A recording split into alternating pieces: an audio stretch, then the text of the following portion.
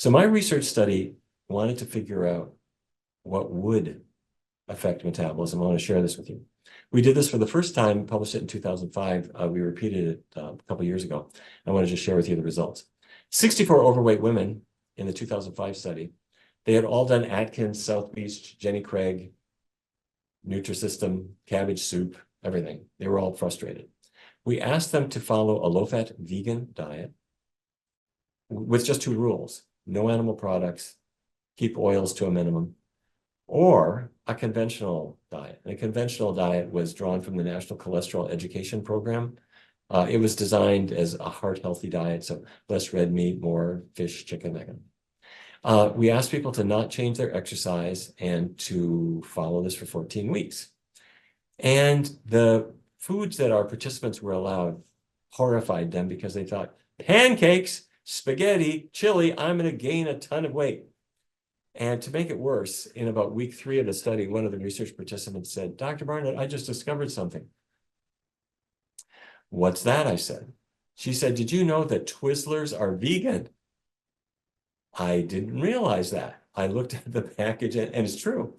There are no animal products in them. There's no added oil. It's just sugary, starchy, artificially colored junk. And she made sure that all the other participants in the research study knew that Twizzlers are vegan. Swell. When you do research, you have to be honest. You create your rules. And even though Twizzlers are not what we had in mind when we drew up our study guidelines, you can't change the rules in the middle of the study. So we just lived with it.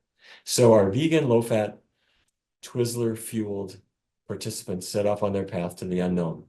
And their carbohydrate intake went up in the vegan group, went down in the comparison group. Fat intake went down in both groups. Why did their carbohydrate intake go up? Because they're eating rice, they're eating potatoes, they're eating bread, they're eating beans, they're eating fruit. Okay, fair enough. But their body weight dropped about 13 pounds in 14 weeks in the vegan group compared to 8 for the National Cholesterol Education Program, the control diet. All right, so chalk went up for the vegan diet.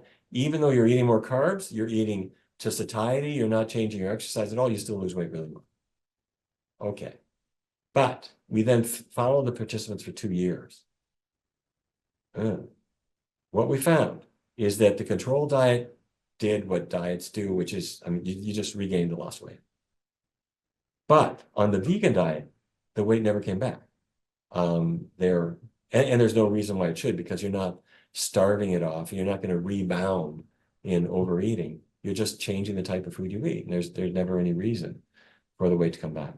Okay, so the reason I'm telling you this, we already knew that plant-based diets were likely to cause weight loss, and we managed to quantify, and we showed that it was effectively permanent. Great, okay. But the question is, what's happening to your calorie burn? So everybody came into the study. They put on the mask. They sat in the chair. We gave them a test meal, a specific test meal. We knew exactly what was in it. And everybody's metabolism rose. That's great. Nice after-meal calorie burn. Swell. After 2 years, or I'm sorry, after 14 weeks, we brought everybody back and put them in the same chair, put on the same mask, fed them the same test meal, and their metabolism was not the same. I mean, wait, it's exactly the same test meal, but their metabolism was up 15% higher than before. Really? Why? Okay, here's why. There are several reasons why, but your metabolism tends to slow down as time goes on. It's not because of the age. It's not because of bad vibes. It's not because of stress. What it is from is fat particles that you have eaten have built up inside your muscle cells. What? Fat particles in by muscle cells? Yes. I'm not talking about fat around your waistline. I'm not talking about thigh fat or something like that. I'm talking about fat building up inside your muscle cells, microscopic fat particles from the foods that you've eaten. Why does this matter? Because your muscles are your calorie burners. You've heard people say this. Don't lose your muscle mass because your muscles are what burn calories. Your muscles are your calorie burners. True. But when fat from your cheese pizza or fat from the fryer grease that the French fries came out of, when that fat builds up inside your muscle cells, your cells become more insulin resistant. They don't accept glucose out of the blood anymore. They can't burn it as well. The mitochondria inside the muscle cell are impaired. Specifically, mitochondrial biogenesis is interfered with as you are increasing the fat content, and the fat comes from your diet. So what did we do? We had people for 14 weeks eat no animal products, so there's zero animal fat. They kept oils really low, so there's not much of any kind of fat, and the fat dissipates, and their mitochondria start to rejuvenate. Cool. So does this mean that I'm burning calories more like I was when I was 16 years old? Yes. Does this mean that the metabolic slowdown that I thought always happened to people when they're 45 or 50 didn't have to occur? That is exactly what I'm saying. That you can change this. You can change your metabolism. You can change it starting with the very next meal. And you can reinforce it meal after meal after meal. So that for these people, this is 14 weeks later, their metabolism 50% higher than it was before. And it was already great because of the meals that they were selecting. So this is good for a couple hundred calories a day calorie burn. That's in addition to 100 calories a day calorie trapping, and maybe another 100 to 300 even for the appetite taming effect. So you can see we're talking about serious weight loss. So this is the most recent time that we repeated the same study, and we found, yes, it's true, that you burn calories much more effectively. The American Medical Association published it in JAMA Network Open. Okay, so the foods that we're talking about are delicious food, and some of them don't require any preparation. You know, for a person who really does not feel like cooking, I got you covered. If you like to cook, we have recipes that are really, really super easy, and some are quite elegant when you want to impress your friends. But I want to share with you a few people who have done this approach, and I want to thank them, first of all, for allowing me to tell their story. This is Stephanie. Stephanie lives in Chicago. And when she was young, she started to gain weight, and that just kind of became what she thought life brought her. And when she got married, her husband had some weight issues as well. And they tried many different diets. And Weight Watchers was helpful to them. They lost some weight with Weight Watchers and took a picture for Weight Watchers to show how they felt about it. But they hadn't really gotten down to the weight that they wanted to be. And Stephanie's adolescent daughter said, "Mom, I'm going to go vegan." Okay. They consulted the pediatrician, who said, "I don't think this is such a smart idea to go on a plant-based diet for a teenager." But the daughter was persistent. She said, "I really want to do this." And Stephanie was frankly worried about it. But as the months went by, her daughter did not waste away or fall into ill health. In fact, she was thriving. And so Stephanie said, "I think the kindest thing that any parent can say to a child." She said, "I'm going to support you. I'm going to do this with you. In fact, our whole family is going to do this with you." And the whole family did this. They all adopted her daughter's diet. They all went vegan together. And this was kind of for a reason, because they had weight issues of their own. And they could all benefit from losing weight. So let's see what happens. And they found foods they liked, and they started experimenting. They might have had a few kitchen disasters, but a lot of success. And over time, they found not only the foods that loved them back, but they started to feel great. And look at the difference. Look at Stephanie, look at her son. This huge difference in this feeling of accomplishment and possibility. So they got out the family photo album. They said, "Here's where we were before. Let's get back into those same positions." And there they are now. Looking a whole lot better and healthier. Okay, there we are in the picture we took before. That was supposed to be success. Look at us now. Oh my God, isn't that incredible? Okay, so the point is, not only can you do it, but your family can do it. And this is Shaune. Shaune has kind of a similar experience. Shaune grew up in Kansas City, and she now lives in Maryland. And when she was quite little, she was 10, 11 years old, she was developing weight problems. And as you'll read in the Power Foods Diet, Shaune and Stephanie, they shared their stories. As she says in the Power Foods Diet, we had a lot of food, but it wasn't necessarily the most helpful food. And when she was 12, her mother brought her to a weight loss program. And she eventually started weight loss medication. I mean, when you're a little kid, calorie charts, food scales, medication, what is this? But she ended up getting on a better path, which was really important to her because, frankly, I don't know that she saw a path before that. Her mother was really overweight. Her mother wanted to help Shaune not have the same experience that she had, that her mother had had. That's why her mother brought her to a weight loss program to try to help her. And Shaune discovered that foods could help her to lose weight. And she ate the right food. She ate healthy foods. And as time went on, she lost weight. She lost weight. She lost weight. She lost more than 100 pounds.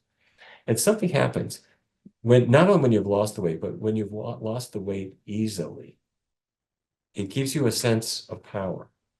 And the self-confidence that you lost starts to return. And there is Shaune. She said, I'm going to feel better about myself. And I'm going to put on some nice clothes. They look great. And she, I mean, you could just see that confidence just jumping out of the camera. And anyway, Shaune then did a wonderful thing. She helped her mother. Her mother had loved her and tried to help her in the best way that she could. And Shaune gave that gift back to her mother to say, let me help you to get healthy too, with healthy power foods. All right. Now, there are foods that don't love you back. Meat, dairy products, oils. These are foods. You remember fats have 9 calories per gram. Meat, dairy, eggs, oils, they've all got a lot of fat. Every fat gram has 9 calories per gram. And nuts and seeds and avocados, I think you could make a case for health benefits of all of them. They've got vitamin E. The type of food, the type of fat they have is not as bad. I mean, it's not Crisco, it's not lard. But if you're trying to lose weight, my suggestion is that you set these foods aside for right now because they are really very calorie dense. Okay. Don't decide I'll never have one ever in my life. That's not what I'm saying. I'm saying for right now, I'm trying to facilitate my weight loss. I would just set them aside. Yes, these foods, these fatty foods, these things I grew up with as a kid in North Dakota. Look at the fat content. It's there. There's a lot of fat in them, and every fat gram has how many calories? 9. You got it. Okay, fair enough. Oh, a special word of condemnation for pizza. Cheese in general. Your average American eats 70,000 calories worth of cheese every single year. That's right. And we already talked about potato chips. What's the difference? The difference is all that vegetable oil kicked into it. Every vegetable, yes, vegetable oil is better than animal fat for your heart and for maybe some other things too. But from a weight loss standpoint, it may as well be lard. Every fat gram has 9 calories. Okay, the last story I want to share with you. This is Steve. This is Steve Lome, is a cardiologist and terrific physician. And he went out and he ran a half marathon in California. And he went out there and started running down the road. And in front of him was a guy down on the ground, like unconscious. But it's worse than that. Steve feels for a pulse and there is no pulse. This man is effectively dead. Steve yells to somebody to call 911. Let's get me an ambulance. I need a defibrillator. And Steve starts CPR. You know, don't die on me, buddy, please. They get a defibrillator. They put on the pads. They shock him. They get a pulse. The ambulance comes. They put him in the ambulance. They send him to the hospital. Steve Lome saved this man's life. Okay, this is no ordinary half marathon. He decides, all right, well, that's done. I guess I will go to the finish line. He starts running again. He gets to the finish line. And there at the finish line was another guy on the ground, pulseless, not breathing. Yes, twice in one half marathon. They call for a defibrillator. They get a defibrillator. Meanwhile, he's doing CPR. They put the pads on him. They shock him. They get a pulse. They get him back to life. Yes, Steve saved 2 lives in one half marathon. Send him to the hospital.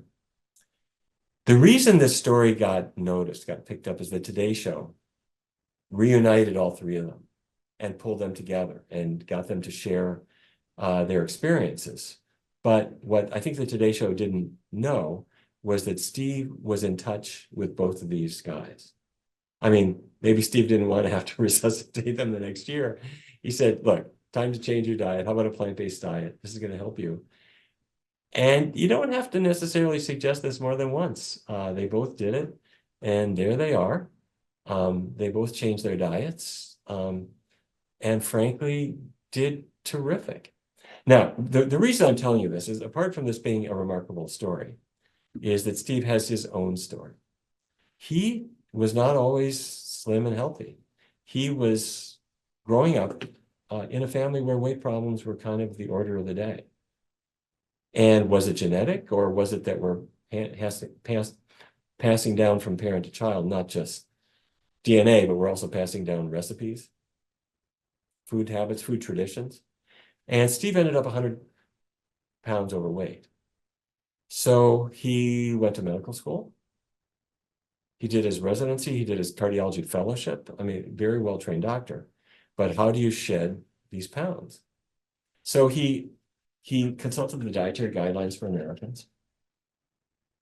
Eat less red meat, eat more white meat, more non-fat dairy. Did that work? Not really. Steve still had weight issues, and he was 100 pounds heavier than he wanted to be. So eventually he cottoned on to what a plant-based diet could do. And he adopted it, and he put it in. He took the foods that don't love you back, and he left them outside, basically. And he slimmed down, and he became really a role model. So he didn't just save those other two guys, he saved his own life. But more than that, he then went on to help other people to understand the risks of unhealthful foods, and has become a role model in many, many ways. Okay, so if you just happen to tune into this and you're thinking, well, all right, this is interesting, but I don't think I could really do it. Let me show you. Here's how we do it. It's very, very easy. And here's how we start. Take 1 week, 7 days, and don't take anything out of your diet.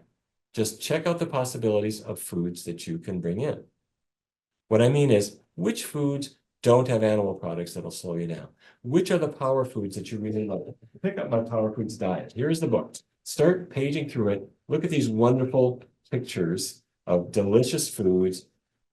Figure out the ones that you really like the most. Look at the recipes, got more than 120 of them, and just see which ones you like. So, for example, take a piece of paper, write breakfast, lunch, dinner, snack. And you got 7 days to fill this out. Okay, for breakfast, oatmeal, fine. Pancakes, okay. Scrambled tofu, yes. If you don't like it, don't write it down. If you like it, write it down. Put blueberries on your oatmeal. Put blueberries on your foods. That's a power food. You put some cinnamon on. That's a power food. Okay, you get it? Now, if you want to keep it simple, let's say right now, cold cereal is your thing. Okay. If you put on cow's milk, take out the cow's milk. Put on almond milk. Better still, put on soy milk. Great. Or instead of cold cereal, how about this? How about hot cereal? How about oatmeal? Instead of the milk, how about berries? Okay, all right. You see where we're going here. These are easy, these are simple swaps, but they're going to help you. Now, if sausage is your thing, take the pork sausage, throw it away, feed it to your cat. Your cat is a carnivore. You're not. And use Morningstar veggie sausage in its place. It's vegan, it's low in fat, it's fine. The veggie bacons are fine too. They're kind of a liberal interpretation of the original, but for many people, they like them.